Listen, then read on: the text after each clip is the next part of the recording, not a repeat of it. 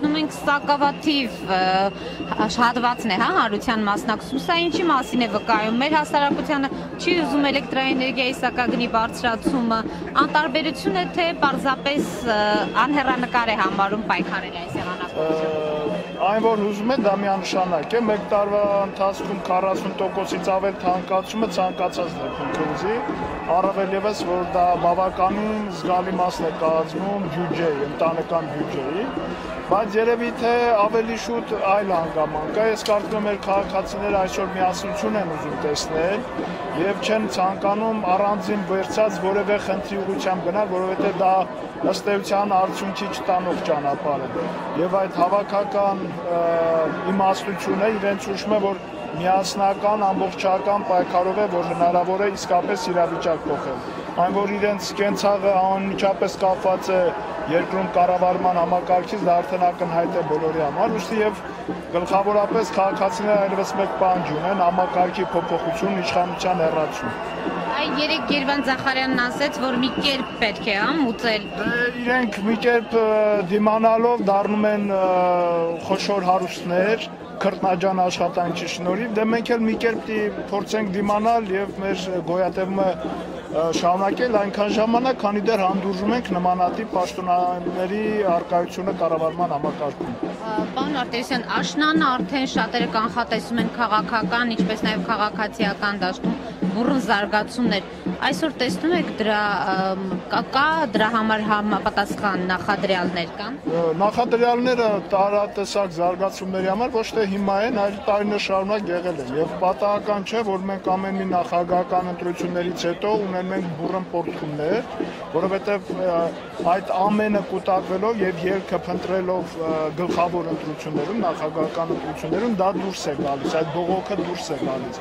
Ուստի հիմքը վաղուց կա, բայց այդ հիմքերը ցավոք սրտի ոչ թե պակասում են, այլ գնալով ավալանում են։ Եվ եթե նախկինում քաղաքացիները ինչ-որ ռեսուրսներ ունեն, որոնց հաշվին փորձում էին դիմագրավել այդ սոցիալական ծանր իրավիճակին, կամ հույս ունեն, որ հետագայում կարող են շոն մի բան շտկի, հիմա տեսնում եմ, որ ոչինչ չի լինում, հակառակը քանի գնում վիճակը վատանում։ Իսկ այս վերջի կառավարությունը ուղղակի մեր կառավարման համակարգի հատակը ցույց տվեց, երբ որ Հովիկ Աբրահամյանի կառավարությունը։ Հովիկ Աբրահամյանի գլխավորությամբ իշխանության կառավարությունը, որտեղ դա իշխանության կառավարությունն է, մեր կառավարությունը չէ, որտեղ կեղծված ընտրություններով ձևավորված կառավարություն է եւ ամենակարևորը Հովիկ Աբրահամյան վարչապետով կառավարման համակարգը եկավ հատակին եւ իր տրամաբանական ավարտին, որովհետեւ ի տարբերություն նա, որ Սերժ Սարգսյանը միշտ մինչեւ նախագահական ընտրությունները բնականաբար բարձրաձայնում էր իշխանության եւ բիզնեսի տարանջատումը, հիմա բերեց այդ բիզնեսը եւ իշխանությունը իսկական օլիգարխիան միավորեց կառավարության կազմում։ Գումարած դրան նաեւ ըստ էության այս կառավարության շատ անդամներ հրաշք ընդունակություններ են ունեցել հարստանալու, ունեցված ձեռք բերելու առումով միայն այն դեպքում, երբ որ իշխանության կազմում են եղել, մաս են եղել։ Հակառակու դեպքում մեր մնացած գործարարները ուղղակի այդ տաղանդը չունեն։ Ուստի եւ այս իրավիճակը այլևս բերել է նրան, որ հասարակությունը տեսնում է, որ այլ ելք այլևս չկա։ Այդ ելքը որոշ մասը արտագաղթով է տեսնում, որը ես կարծում եմ շատ սխալ է, հակառակը բոլորը պետք է մեկ շաբաթ թեկուզ, մեկ ամիս բոլորը կանգնեն, թեկուզ սոված լինեն, թեկուզ մրսեն, թեկուզ շոքեն, պետք է կանգնեն եւ փոփոխեն իրավիճակը, որովհետեւ մենք շատ մեծ ռեսուրսներ ունենք։ Հայաստանը մեծ ռեսուրսներ ունի վերականգնվելու համար, զարգանալու համար։ Ընդամենը պետք է, որ այդ ռեսուրսները իսկապես օգտագործվեն, պետք է, որ պետական շահը,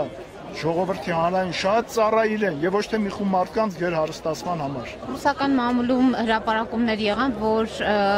մոտ է, հա, ռուսական իշխանությունները պահանջելու են Հովիկ Աբրահամյանի հրաժարականը։ Ինչ է կարծում կլինի այսքան կարճ ժամանակ հետո փաստորեն պահանջել նրա հրաժարականը եւ որքանով է դա ռեալ։ Ուրեմն ուզում են Հովիկ Աբրահամյանին հրաժարականի պահանջել, ուզում է ոչ, նա ինձ շատ քիչ է ուզում, որովհետև այլևս պարզ է, որ համակարգային փոփոխություններ են պետք։ Իսկ համակարգ կարող է փոխվել Հայաստանում մի դեպքում, եթե լինի արմատական իշխանափոխություն։ Ուստի Հովիկ Աբրահամյանի փոխարինը մեկ այլ անձով կամ ինչպես Տիգրան Սարգսյանի փոխարինը եղավ Հովիկ Աբրահամյանը, ոչինչ չի տալի մեր քաղաքացիներին ոչինչ չի տալի։ Կարող է ռետորաբանությունը, խոսքերի շարքը մի փոքր փոխվում են, Տիգրան Սարգսյանի դեպքում ինչ-որ տեն ռեֆորմիստական բառա շարք կար, Հովիկ Աբրահամյանի դեպքում ինչ-որ բառախաղեր, ինչ-որ ճարպիկը տենց գործնական մոտեցումներ, բայց իրականում մենք տեսնում ենք, որ խնդիրները դրանով չեն լուծում։ Եվ այն ուղղությունը, որ այս տարիներին իշխանությունը տարել է, գլխավոր ուղղությունը, ամեն ինչ ծառայեցնել այդ իշխանական նեղ շրջանակի, նեղ խմբի գերհարստացմանը եւ իշխանությանը պահպանմանը, այդ ուղղությունը պաշտպանվել։ Դրա համար իմից համար բացարձակ տարբերություն չկա, Հովիկ Աբրահամյանը կլինի վարչապետ, թե չի լինի, կամ մեկ ուրիշով փոխարինեն, թե չէ։ Դա չէ կարծում Հայաստանի խնդիրը, այլ իսկապես արմատական իշխանափոխությունը եւ համակարգային փոփոխությունները։ Եվ վերջին մեկ հարց, Արևմուտքը փաստորեն պատժամիջոցներ է կիրառում Ռուսաստանի նկատմամբ, որքանով դրանք կանդրադառնան Հայաստանի վրա, մենք արդեն տեսնում ենք հայ գործարարների, ընկերությունների, որոնք կկանգնեն մեծաշով խնդրի առաջ։ Ես կուզենայի իմանալ, դուք ինչ եք տեսնում, ինչ վտանգներ կան եւ Հայաստանը ինչպես պետք է դիմակայի։ Նախ ես այն կարծիքի կողմնակիցն եմ, որ Հայաստանը ոչ թե պետք է ինչ-որ մարտահրավերների դիմակայ, ինչ-որ ծանր իրավիճակներում փորձի գոյատևել, այլ զարգացման ուղի բռնի։ Այն ինչ-որ հիմա անում այն ներկա իշխանությունները, դե ֆակտո իշխանությունը, ընդամենը ինչ-որ իրավիճակային փորձում են լուծումներ գտնել, որը միանշանակ մեծ ձեռնատու չէ։ Ինչ վերաբերվում է արդեն կոնկրետ այս դեպքին, անդրադառնալը բնականաբար անդրադառնալու է, ինչպես չի կարող անդրադառնալ։ Հիմա մի պարզ օրինակ բերեմ։ Եթե ներդրումներ Ռուսաստանում չլինեն, տնտեսական աճ նորմալ չլինի, եթե էներգետիկ հումքերի գինը ընկնի համաշխարհային շուկայում, բնականաբար այն արտագնահատված աշխատողները, որոնք կան, նրանք քիչ գումար են վաստակելու, ինչը նշանակում է, որ Հայաստան քիչ գումար է տրանսֆերների տեսքով գալու։ Սա մեկ խնդիր, երկրորդ խնդիրը։ Ռուսաստանը այն ազատ միջոցները կապիտալը, որ ունի, ինքը ներդնելու է իր երկրում այդ մարտահրավերներին դիմագրավելու համար։ Ուստի եւ այն պնդումների իշխանության, որ մաքսիմայություն, եվրասիական տնտեսականություն մտնելով մենք ներդրումներ կբերենք Հայաստան, դա ուղղակի իրականությանը չի համապատասխանի։ Երրորդ, ցավոք սրտի մեր շատ ընկերություններ կապված են անմիջապես ռուսական ընկերությունների հետ եւ այդ պատժամիջոցները նաեւ իրենց վրա կազդեն բնականաբար։ Եվ այդ առումով եւս խնդիրներ կառաջանան եւ վերջապես եթե ամբողջ քաղաքակիրթ աշխարհը Ռուսաստանի դեմ պայքարում է եւ Հայաստանը ամբողջովին վասալային կախվածության մեջ է իշխանությունների պատճառով հայտնվել, բնականաբար այդ քաղաքակիրթ աշխարհի հարվածի մի փոքր բաժին կհասնի Հայաստանի։ Հնարավոր է Վրաստանը ինչ-որ քայլեր իրականացնի, եթե Հայաստանը ավելի խորացնի իր հարաբերությունները, այսինքն պարզ է, որ այդ ազդեցությունը անմիջականորեն լինելու է, այդ ազդեցությունը միանշանակ բացասական է լինելու եւ մեզ համար շատ կարեւոր է, որ մենք ունենանք լեգիտիմ իշխանություն, որը կկարողանա պաշտպանել Հայաստանի արտաքին շահը, արժանապատիվ կկարողանա ներկայացնել Հայաստանը, Հայաստանի պետական շահը, եւ մենք այդ դեպքում մենք ոչ միայն կդիմագրավենք այդ առավիճներին, որոնք կարող են լինել, այլ նաեւ զարգացման հնարավորություն կարող է լինել։ Պարզ օրինակ բերեմ, ունենք Իրանի նման հարևան, որը պատրաստ է $100 գազ տալ Հայաստանին, իմիջիայլոց դեսպանի ասածը հենց դա է նշանակում,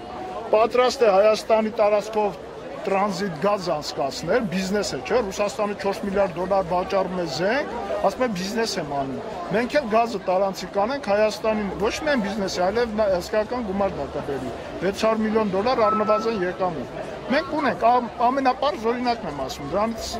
բացի բազմաթիվ այլ օրինակներ կան։